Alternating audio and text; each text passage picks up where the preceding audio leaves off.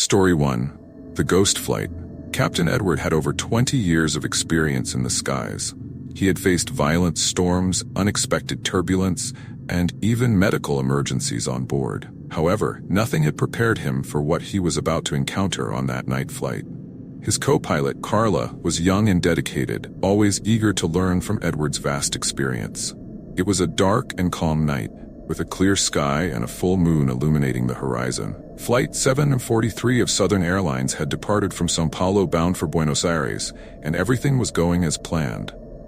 Edward and Carla were in the cockpit, performing routine checks and chatting about their upcoming time off. "I can't wait to get to Buenos Aires and enjoy the city a bit," Carla said, smiling as she adjusted the controls.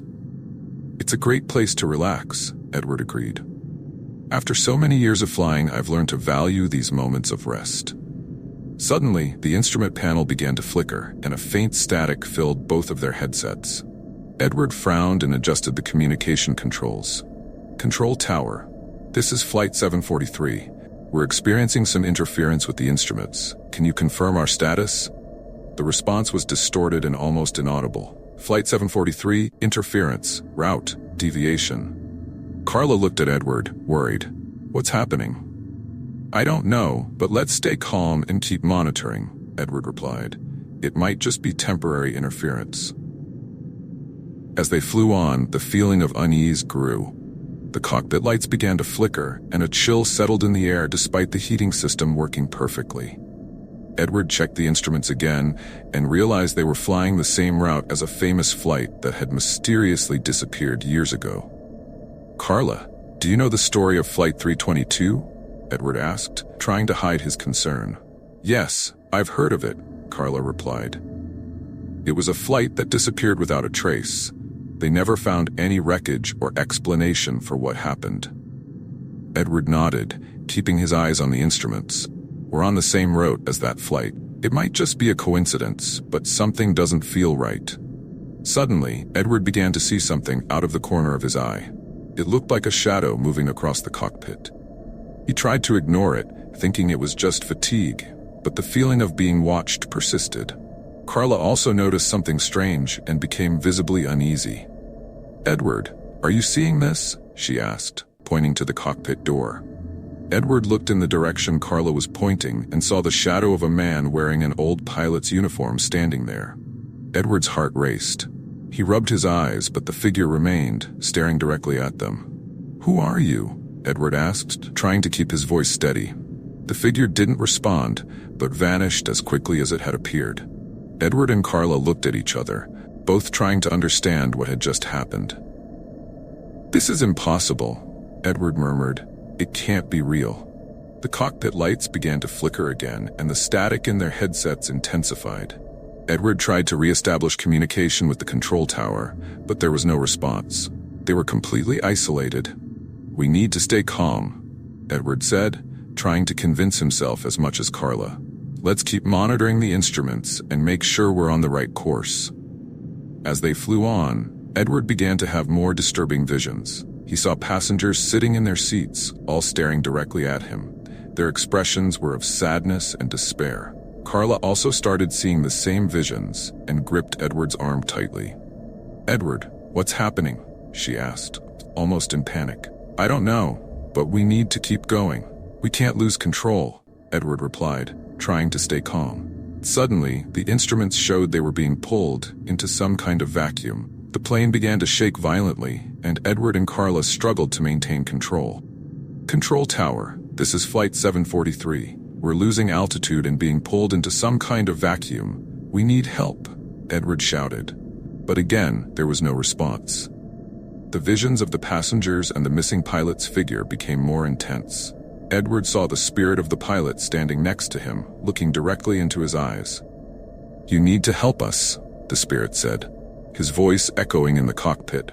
"We've been trapped here since Flight 322. Help us find peace." Edward, with his heart racing, tried to reason. "How can I help you?"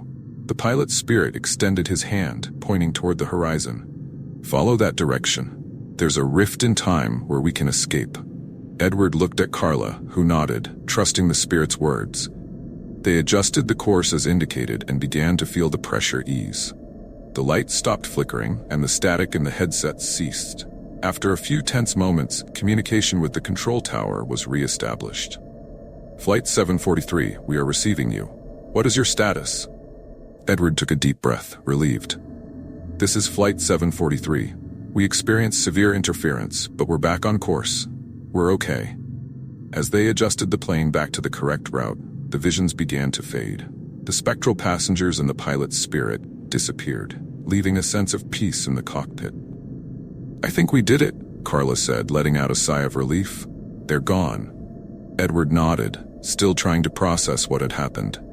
Yes, I think we helped them find peace. Upon landing in Buenos Aires, the crew was met by emergency teams and airline representatives. Edward and Carla reported their experience, but knew it would be hard for others to fully believe what they had gone through. In the days that followed, Edward reflected on the experience. He had always been a rational man, but what had happened on that flight defied all logical explanations. He felt there was something more in the world that couldn't be easily explained or understood.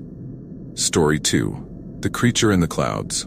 Captain Louis was a veteran pilot, known for his courage and skill in maneuvering planes through the most challenging situations. He had spent decades crossing the skies, facing storms and emergencies without ever losing a passenger.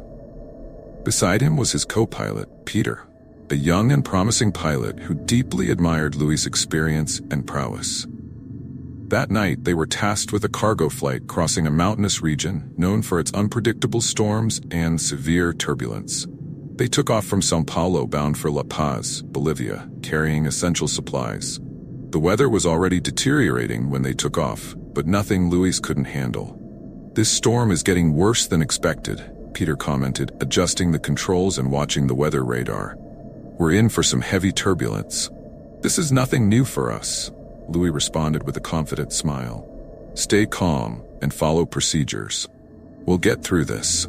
As they flew further, the dark clouds grew denser, and thunder echoed around them. Lightning lit up the sky, creating a terrifying spectacle of light and sound. Peter noticed something strange on the radar. Captain, there's a large shadow moving quickly in the clouds, he said, frowning. It doesn't look like just turbulence. Louis looked at the radar and saw the same thing. It might be a radar glitch, but let's stay alert. Suddenly, the plane was hit by a violent gust of wind, shaking it dangerously. Louis gripped the controls tightly, trying to stabilize the aircraft. Peter watched nervously, trying to help as best he could. As they battled the storm, something even more unsettling caught Peter's attention. Through the cockpit windows, he saw a huge shadow moving in the clouds beside the plane. It was hard to discern its exact shape, but it seemed to have massive wings and glowing eyes reflecting the lightning. Louis, do you see that? Peter asked, pointing to the window. Louis looked outside and saw the same thing. What the hell is that? He murmured, shocked. The shadow quickly approached, and the plane was hit again by an invisible force, as if something was striking it. The winged creature seemed to be chasing the plane, its enormous wings creating turbulence around them. We need to descend in altitude and try to maneuver out of the storm, Louis said, adjusting the controls with steady hands. That thing is following us. Peter began sending an emergency signal, trying to communicate with the control tower. Control tower, this is Cargo Flight 675. We're under attack by an unknown creature in the clouds. We need urgent assistance. The response was drowned out by static, and communication failed. They were alone in the battle against the creature and the storm. Louis skillfully maneuvered, trying to evade the creature, while Peter monitored the instruments and attempted to re-establish communication. The creature attacked again, striking the fuselage and causing damage. The plane shook violently, and alarms blared in the cockpit. Peter checked the damage and realized one of the wings had been compromised. We're losing control of the right wing, Peter shouted, trying to stabilize the plane. We need to do something. Louis knew they needed to get rid of the creature before it was too late. He remembered a local legend he had heard during his many travels, a story about a winged entity that inhabited the mountains and hunted aircraft during storms. Peter, I remember a story about a creature that hunts planes in the mountains during storms, Louis said, trying to focus as he piloted. "They say it's a guardian entity of the mountains, and we can only escape if we manage to distract or drive it away." Peter looked at Louis with wide eyes. "You're saying this thing is real?" "I don't know, but it seems we're dealing with it now," Louis replied. "We need to find a way to distract or drive it away." The creature continued its assault, and the plane was in danger. Louis had a risky idea. "Let's try an evasive maneuver. I'll descend rapidly and then climb suddenly, hoping the creature will lose sight of us for a moment." Peter nodded, understanding the risk but also seeing the necessity. "Got it. I'm ready." Louis began the maneuver, descending rapidly through the dark clouds. The creature followed closely, but when Louis climbed suddenly, it seemed to hesitate. Taking advantage of the moment, Peter flashed an emergency signal with a bright light, hoping to blind or disorient the creature. The strategy worked. The creature was momentarily disoriented by the intense light, and the plane managed to gain altitude and speed, quickly pulling away. Louis and Peter continued maneuvering until they were out of the creature's reach. Finally, they emerged from the storm, and communication with the control tower was restored. "Control tower, this is Cargo Flight 675. We're out of immediate danger, but have sustained significant damage. Requesting emergency landing clearance." The response was clear and quick. "Flight 675, clearance granted for emergency landing. Runway is clear. Emergency teams are on their way." Louis and Peter, exhausted but relieved, guided the plane to a safe landing. When they finally touched down, they felt a wave of relief and gratitude. Emergency teams quickly inspected the damage and assisted the crew off the plane. As they recovered, Louis and Peter reflected on what they had faced. They knew few people would believe the story of the creature in the clouds, but they were certain of what they had seen and fought. "Louis, do you think the creature was really some kind of guardian of the mountains?" Peter asked, still trying to understand what had happened. "I don't know, Peter," Louis replied thoughtfully. "But I know we faced something beyond our understanding. Maybe there's more in the skies than we can imagine. The important thing is we made it out alive and completed our mission." In the following days, the story of the creature in the clouds became a legend among the pilots in the region. Louis and Peter continued their careers, but always with a new respect for the mysteries of the skies and the unknown forces they might encounter. Story 3: The Mysterious Passenger. Captain Robert was a respected pilot known for his skill in handling critical situations and maintaining calm under pressure. He had decades of experience in the skies and had faced a variety of challenges. Beside him was Sophia, his co-pilot, a young and ambitious woman who deeply admired Robert's knowledge and expertise. That night, they were in charge of a long-haul commercial flight, crossing the ocean during the night from New York to London. It was a relatively calm night flight, with most passengers sleeping comfortably in their seats. "This is one of my favorite parts of the job," Sophia said, adjusting the controls and gazing at the starry sky ahead. "Flying at night is so peaceful and serene." Robert smiled in agreement. "Yes, there's something magical about being so close to the stars, but we always have to be alert for the unexpected." Everything was going as planned until Sophia noticed something strange.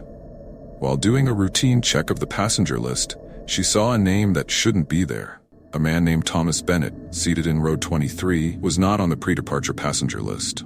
"Captain, we have a problem," Sophia said, showing the list to Robert. "We have a passenger who shouldn't be on board. Thomas Bennett, row 23. Robert frowned, concerned. "That's odd. Let's check it out in person."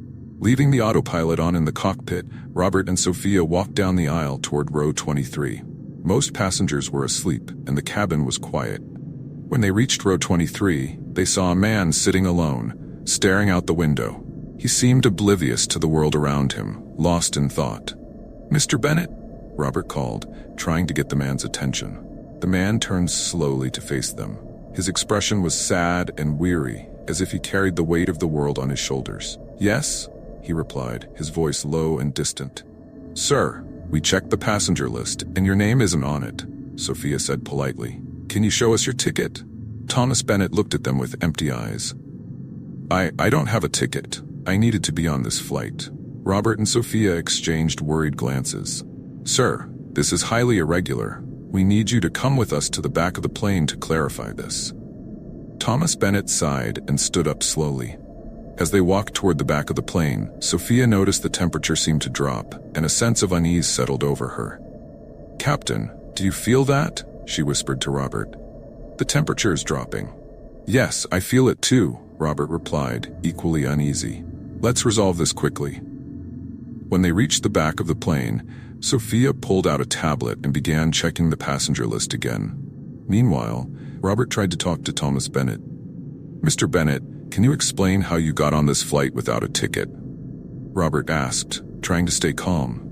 Thomas Bennett looked at them, his eyes filled with sadness. I died on this flight years ago. I'm trapped between worlds, unable to find peace." Sophia stopped what she was doing and looked at Thomas, shocked. "You died on this flight?" Thomas nodded. "I was on a similar flight, crossing the ocean at night. Something went wrong, and the plane crashed. Since then, I've been wandering between worlds, trying to find a way to move on." Robert and Sophia were in shock. "This is hard to believe," Robert said, trying to process what he was hearing. "But if it's true, we need to help you find peace." Thomas looked relieved to finally share his story. "Please help me. I can't endure this existence any longer." Robert and Sophia decided to take action. They returned to the cockpit and tried to figure out a way to help Thomas. They remembered old stories about spirits needing a symbolic act to find peace. "Sophia, remember we have to handle this with the utmost respect," Robert said. "Let's try a symbolic act. Maybe a prayer or a simple rite can help him." They decided to conduct a brief ceremony on the plane. They asked the passengers to remain in their seats and stay calm. They explained they were taking a brief moment to honor the memory of a passenger who had lost his life in tragic circumstances years ago. "Ladies and gentlemen, we ask for a moment of silence," Robert said over the intercom. "We are conducting a brief ceremony to honor the memory of Thomas Bennett, who lost his life on a similar flight. We hope this act will bring peace to his spirit." The passengers, though confused, respected the request and remained silent. Robert and Sophia, along with Thomas Bennett, went to the back of the plane.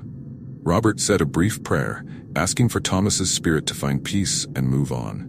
"Mr. Bennett, we hope this act brings you the peace you seek," Robert said sincerely. Thomas Bennett smiled faintly, his eyes shining with gratitude. "Thank you. I feel I can move on now." With those words, Thomas's figure began to slowly fade away. The temperature in the cabin returned to normal, and the sense of unease disappeared. The passengers, still unsure of what had happened, felt a wave of relief and tranquility. When Thomas's figure completely disappeared, Robert and Sophia returned to the cockpit. They felt exhausted but relieved. They knew they had helped a lost spirit find peace. "Do you believe this?" Sophia asked, still trying to process what had happened. "I don't know what to believe," Robert replied honestly. "But I know we faced something beyond our understanding. The important thing is we helped someone find peace."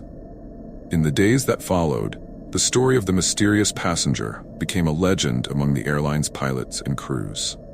Robert and Sophia continued their careers with a new perspective on the world of the living and the dead. They knew that sometimes the unknown could manifest in unexpected ways, and it was their duty to help those trapped between worlds find their way.